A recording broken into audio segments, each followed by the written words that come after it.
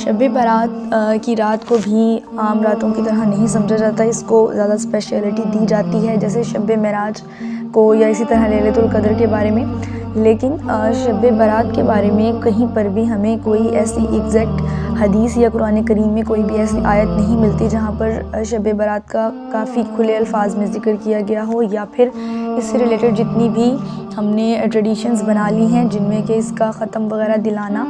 اور عبادات کرنا، اسپیشلی نہانا اور تیار ہونا اور پھر پوری رات جاگنا اور اگلے دن کا روزہ رکھنا، یہ سب چیزیں جو ہر سال کی جا رہی ہیں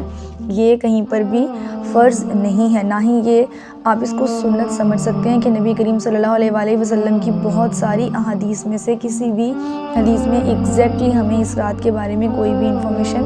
نہیں ملتی۔ ایک حدیث میں آتا ہے کہ حضرت عائشہ رضی اللہ عنہ روایت کرتی ہیں کہ نبی کریم صلی اللہ علیہ وآلہ وسلم کو ایک دن میں نے اپنے بستر پر نہ پایا، اور جب میں نکلی تو دیکھا کہ آپ صلی اللہ علیہ وآلہ وسلم جنت البقیع میں آسمان کی طرف سر اٹھائے دعا فرما رہے تھے۔ تو انہوں نے آپ کو دیکھ کر فرمایا کہ کیا تمہیں اس بات کا اندیشہ ہو گیا تھا کہ اللہ اور اس کے رسول تم پر ظلم کریں گے؟ یعنی اس رات آپ صلی اللہ علیہ وآلہ وسلم حضرت عائشہ صدیقہ رضی اللہ عنہ کے ساتھ تھے، تو انہوں نے کہا کیا آپ کو ایسا لگ رہا ہے کہ آج میں آپ کے پاس سے اٹھ کر اپنی کسی دوسری زوجہ کے پاس چلا گیا ہوں جس کی وجہ سے آپ مجھے دیکھنے کے لیے آئی ہیں؟ تو میں نے عرض کیا کہ یا رسول اللہ صلی اللہ علیہ وآلہ وسلم، میں سمجھی تھی کہ شاید آپ اپنی کسی زوجہ کے پاس ہوں گے۔ نبی کریم صلی اللہ علیہ وآلہ وسلم نے فرمایا کہ اللہ تعالیٰ شعبان کی 15ویں رات کو آسمان دنیا پر نزول فرماتا ہے اور قبیلہ کلب کی بکریوں کے بالوں کی تعداد سے بھی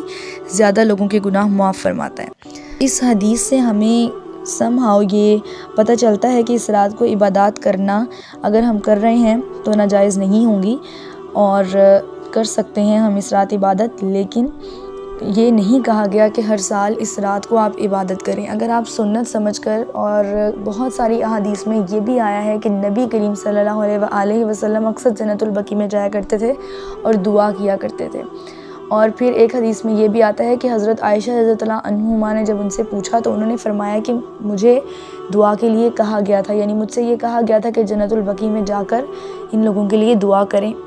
اور اس لیے میں یہاں پر آیا ہوں۔ تو اس چیز سے یہ بھی ثابت ہوتا ہے کہ نبی کریم صلی اللہ علیہ وآلہ وسلم اکثر اللہ تعالیٰ کے حکم سے وہاں جا کر لوگوں کے لیے دعا فرمایا کرتے تھے۔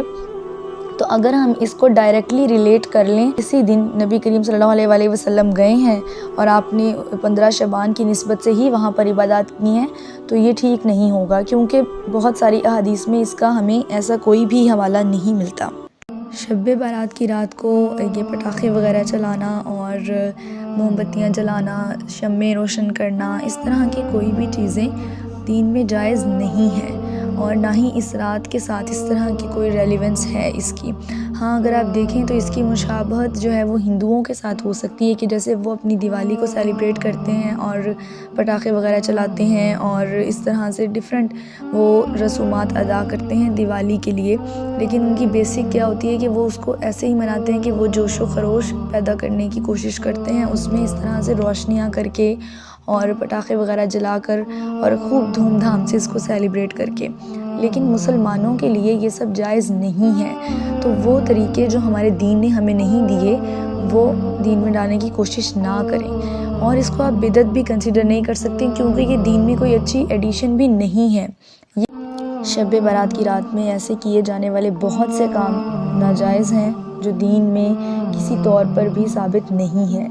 جن میں کہ آپ کا جو ہے وہ نہانا بیری کے پتوں سے، کہ جس میں غسل کرنے سے آپ کو لگتا ہے کہ سارے گناہ دھل جائیں گے، یا پھر اس رات کی نسبت سے ختم وغیرہ دلوانا، نیازات تقسیم کرنا، اسی طرح سے پھر یہ پٹاخے وغیرہ جلانا، اور روحوں کی تبدیلیاں جو کہا جاتا ہے کہ وہ اس رات میں ہوتی ہیں، اور پھر خصوصی عبادات کی جاتی ہیں کہ اتنے رکعت پڑھنے سے ایسا ہو جائے گا اور اتنے رکعت پڑھنے سے سارے سال کے گناہ معاف ہو جائیں گے۔ تو یہ سب چیزیں شب برات کے حوالے سے بالکل بھی جائز نہیں ہیں، کیونکہ دین میں کہیں پر بھی اس رات کے بارے میں کچھ بھی اسپیشل چیز یا کچھ بھی ایسی فکس بات ہمیں نہیں بتائی گئی۔ نبی کریم صلی اللہ علیہ وآلہ وسلم کی بہت سی احادیث کو ہم دیکھیں تو ہمیں یہ پتہ چلتا ہے کہ آپ صلی اللہ علیہ وآلہ وسلم نے کہیں پر بھی 15 شعبان کے روزے کو لازم قرار نہیں دیا، اور نہ ہی آپ نے اس میں کوئی کنٹینیوٹی اختیار کی ہے۔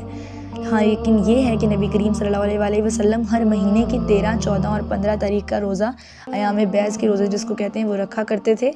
اور وہ ہر سال میں جتنے بھی مہینے ہیں وہ سبھی میں رکھتے تھے، وہ کوئی اسپیشل نہیں تھا کہ وہ 15 شعبان کو ہی رکھیں۔